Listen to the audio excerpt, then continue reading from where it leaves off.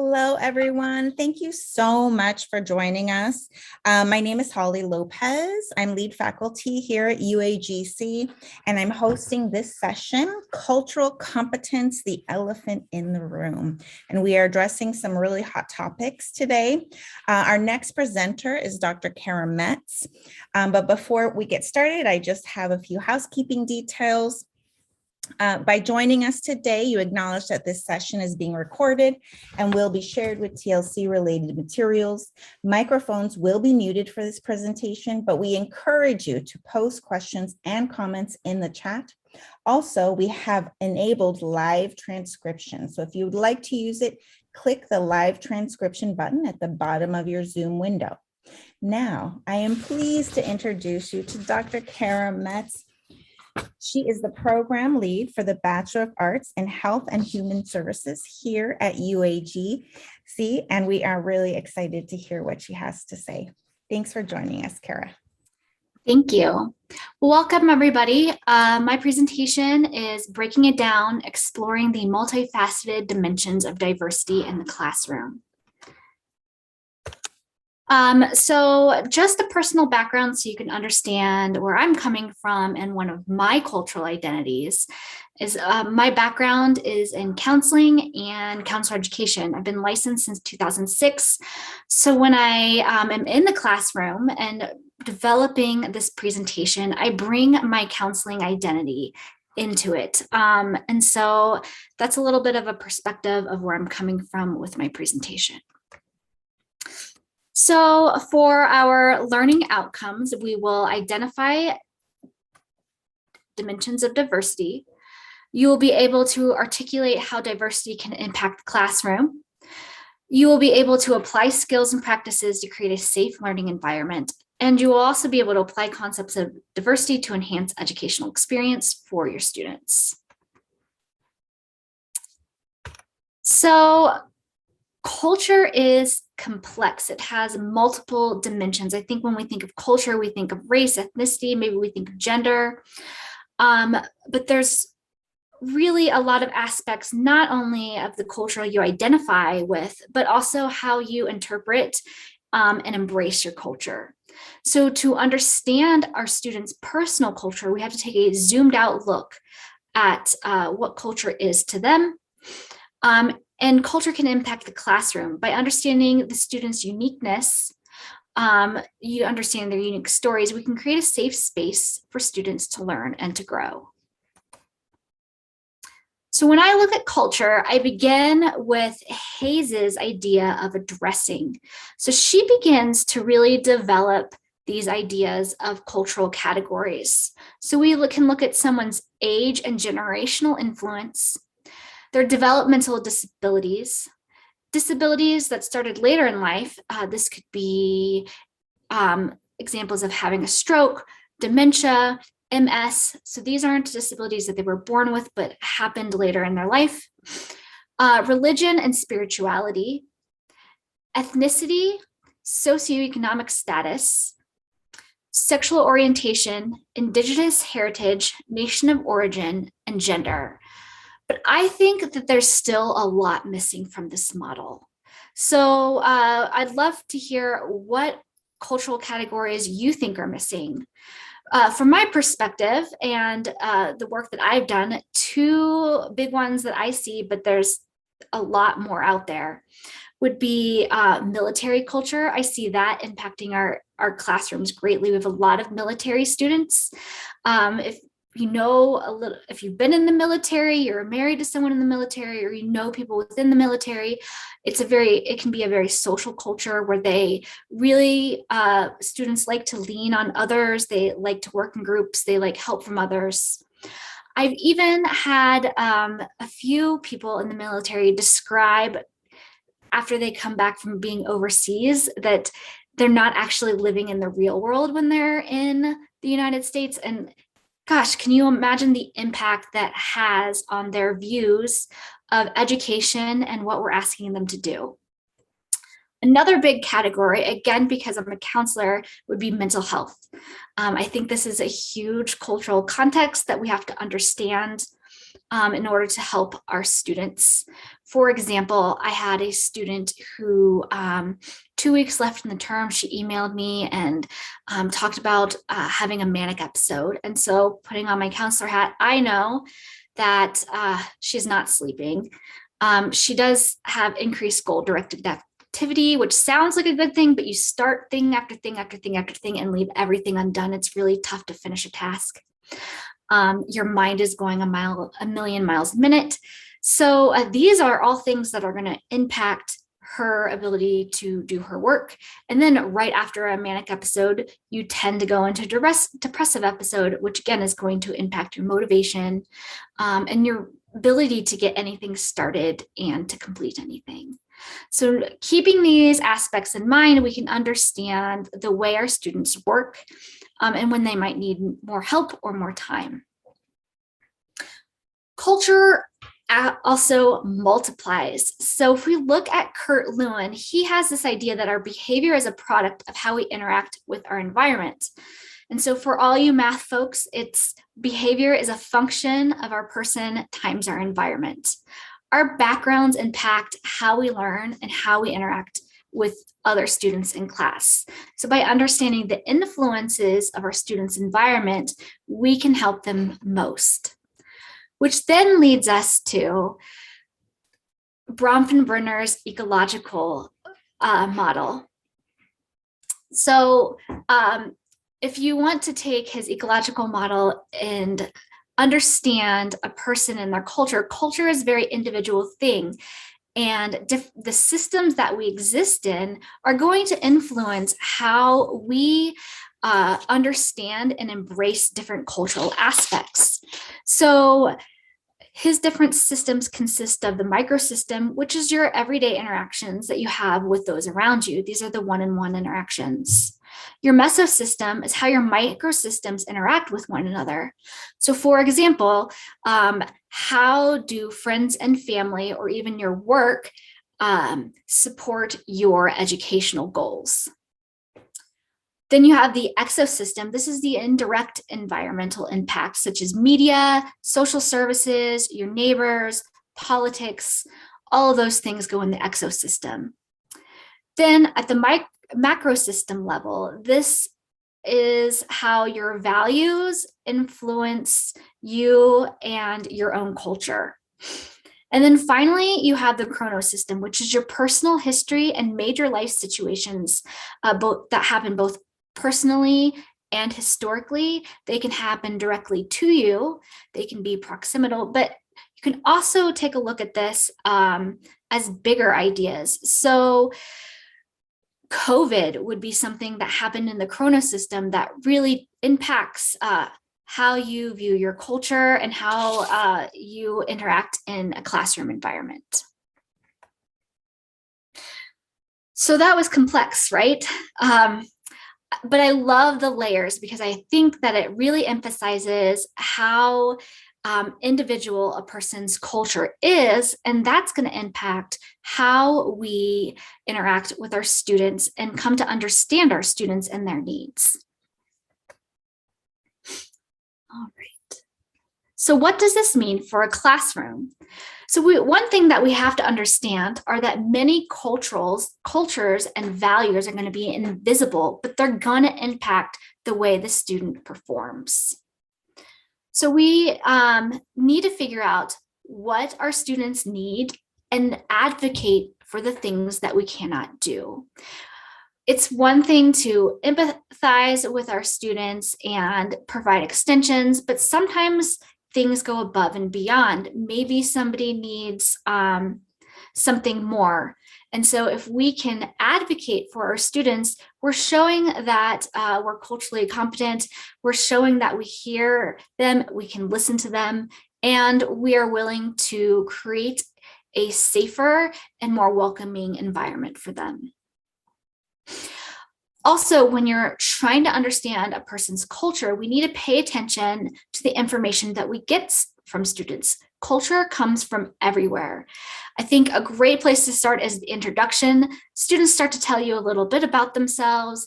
they're married, where they came from, all of those things. But you could also see culture coming out in discussion posts. Students will give you clues about their viewpoints throughout those. In the assignments, I know that students love to share personal experiences in their assignments, journals, which tend to be more personal, as well as emails. So it's important that we create a space for our students where they feel safe, they can feel comfortable, and they can begin to explore some of these ideas, which are all going to be shadowed by their cultural context. We also want to practice cultural humility, which I will talk about in a little bit, as well as empathy. So when we talk about safety, we need to understand the impact of the format and material on our students. So we love to get our students to think, we love to get our students to try to incorporate things within themselves, but understand how that might impact them and where they feel like they're okay to respond to something like that. So if we're not creating a safe environment, students will tend to give less information, or maybe even personally apply less of the material to themselves. We want to establish our intent. So although we might be experts in some areas of what we're talking about, we have to also respect and dignify the expertise that the students bring into the classroom, and how their culture influences some of their responses. And this is really a way to create a very lively and student-centric learning environment.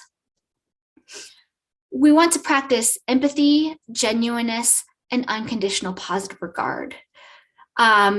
So empathy, we try to put ourselves in our students' shoes with their experiences and try to understand things from their viewpoint. That's where Bronfenbrenner's idea of systems comes into play. If we can understand as many systems as they have, we can better understand how they might be dealing with certain situations. When we talk about unconditional positive regard, what we're talking about is that we believe that every student can succeed and they have the skills necessary. We just need to provide them with the space and the help that they might need. We also want to model good behaviors, model the behaviors that we want to see from our students, and the respect that we want to see from other students. So cultural competence and humility. So when we talk about cultural competence, this is where we have knowledge about cultures, but we never assume that the knowledge that we have is what our students value. We want to have knowledge, respect, and appreciation. We have to be careful with competence, though, because this can lead to stereotyping behavior, and this is something that we want to stay away from. So I love the idea of combining this with cultural humility. And what cultural humility is that culture is fluid, and that both the faculty and the students should look at themselves and critique themselves, as well as continue to address inequalities. So again, there's this natural power differential that is inherent within our relationships, but how do we begin to demonstrate that we're on more of an equal ground? Like I said before, although we have a lot of knowledge in the area that we're teaching, there's always things that students can teach us. And so we need to be aware of that, because it really does give a perspective of how various cultures might think about or identify with the material that we're presenting. But we also have to know thyself. We have to know our own culture. We have to know how that culture influences not only ourselves, but others. We also have to be aware of our own biases. We all have them. We're human. And if we don't examine those biases, we are setting ourselves up for trouble, because they will start to leak out. into what we do without us even knowing. So we really need to be aware of what our biases are, consciously cognizant of them, and working towards reducing those biases. And finally, take action. We have to be advocates.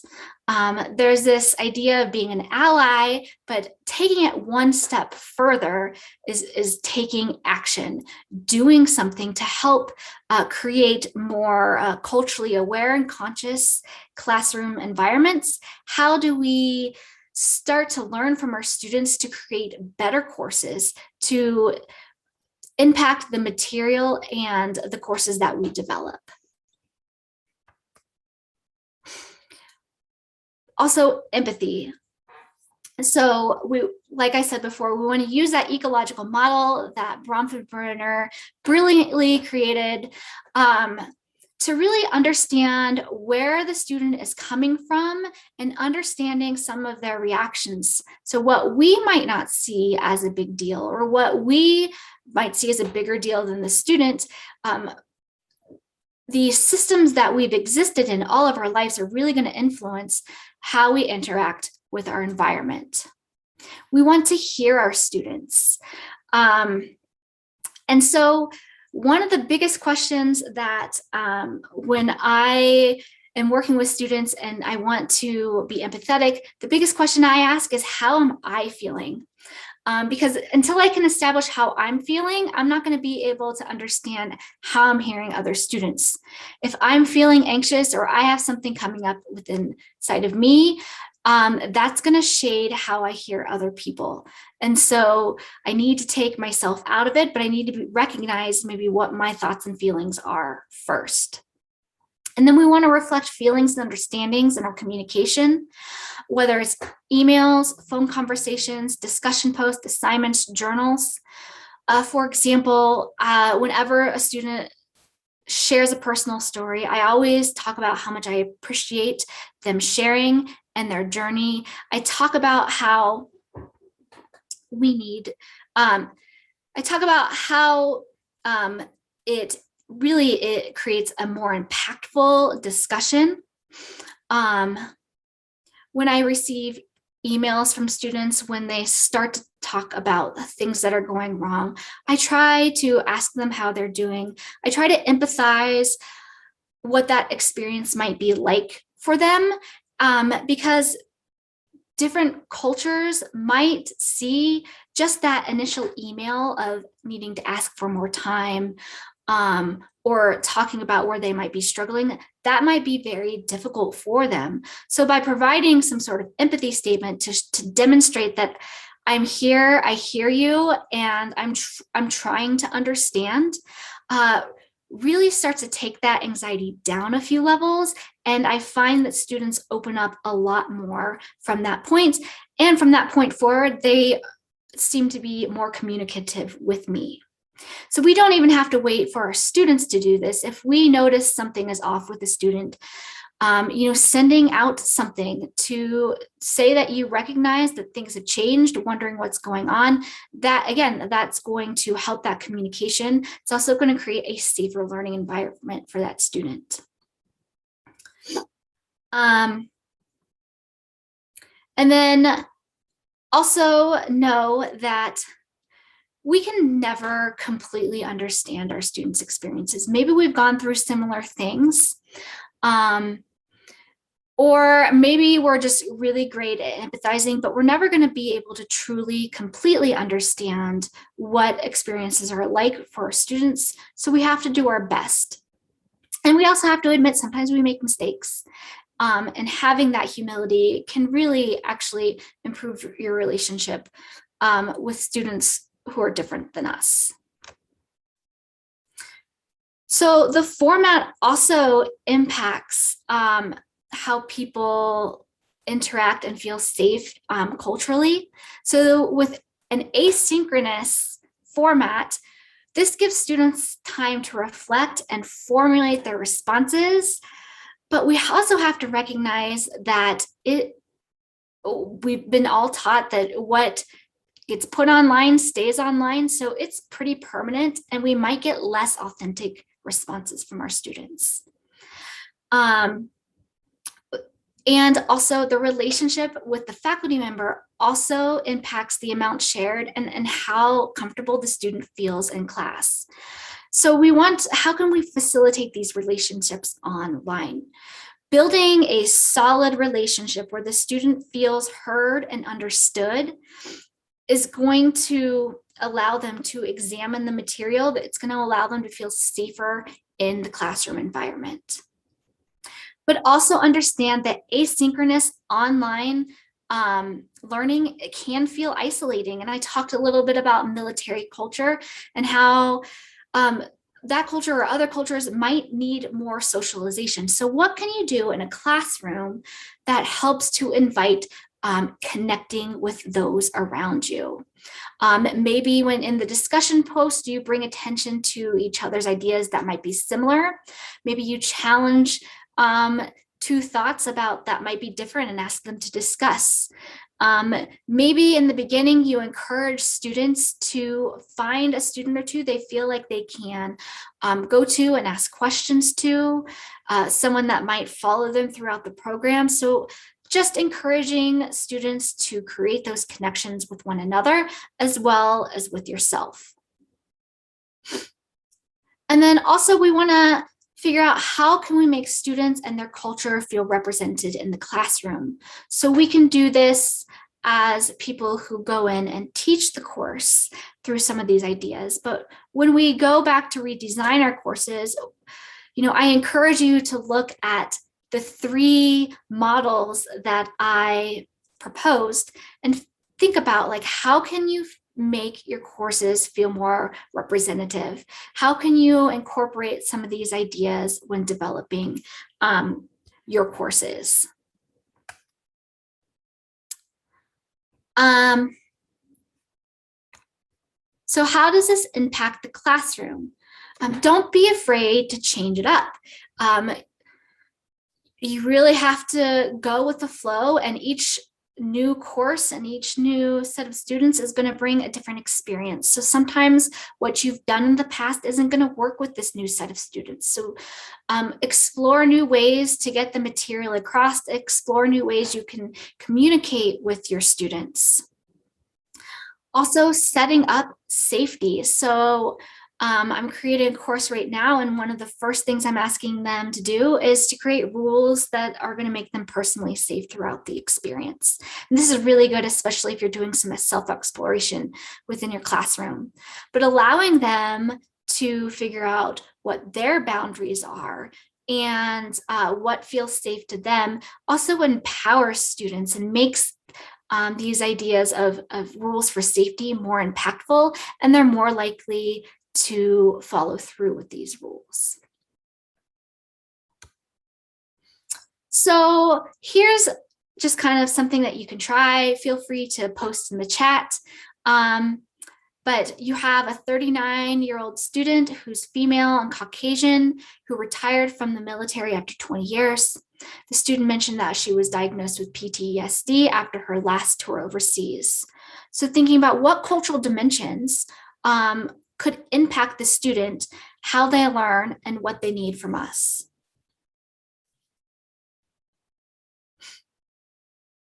Also, think about your own curriculum. How might this impact this particular student? And then what could you do to create a safe learning environment for this student? What needs to be considered?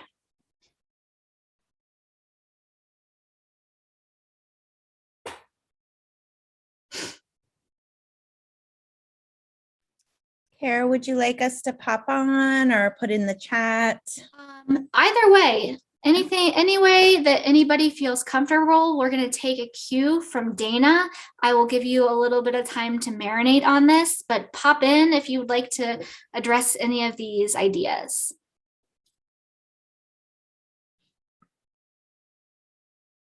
I really like how you talked about asking or talking about how students may need that time, and that asynchronous time is built in. And I wanted to So I take late assignments, and I'm hoping that a part of that is helping them sort of get over or reach out to whoever they need to reach out to, get the support they need, and then come back to the assignment and participate in learning. Absolutely. I tell my students whenever, and they're very anxious asking for more time. And I just say, I would rather you take care of yourself and your own wellness now, and then be able to put your best face forward in your assignment and do your best work and learn from it, than try to rush through just to turn something in. And that seems to be really appreciative of people. So Michelle said, I think we have to be mindful that we do not know the triggers associated, and we should be aware throughout the course of signals. I think that is fabulous. We never know. And this student has PTSD, but there are all kinds of triggers that people have based on their ecological systems that they've grown up through. And so we have to be very cognizant of this, and we have to read carefully, because maybe something has triggered a student, and they give certain clues throughout their material. And if we see that, then we should start to address it. We have lots of great services within the university that we can offer help, we can offer resources, but also just being there to say, hey, I hear you, I see you. Yep, and reactions to other students can be a cue. That is very, very good. Yep, students may not admit their challenges directly, and so they procrastinate. And that's where being proactive and you sending out something to a student can actually help them. So again, I find that once I open up that can of worms, students they start to reach out and they start to communicate more, because they can understand my reaction and they feel safer with what my reaction might be.